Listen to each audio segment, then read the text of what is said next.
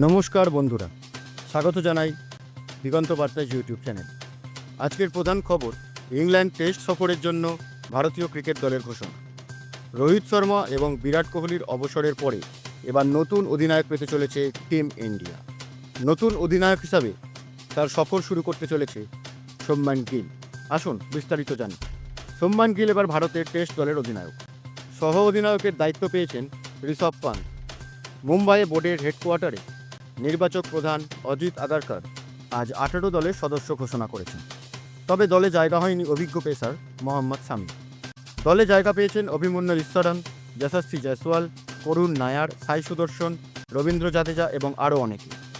20 June থেকে শুরু হবে ভারতীয় দলের 5 টেস্টের ইংল্যান্ড সফর। ইস্টার্ন, লর্ডস, ওল্ড ট্রাফোর্ড এবং শেষ টেস্ট হবে ওভালে। অধিনায়ক শুভমান গিলের নেতৃত্বে ভারত নতুন অধ্যায় শুরু করতে চলেছে। এ বিষয়ে আপনাদের মতামত কী? শুভমান গিল কি ভালো নেতৃত্ব দিতে পারবে? কমেন্টে জানাতে ভুলবেন না। ভিডিওটি ভালো লাগলে লাইক করুন, শেয়ার করুন এবং আমাদের চ্যানেলটি সাবস্ক্রাইব করে দেবেন। ধন্যবাদ।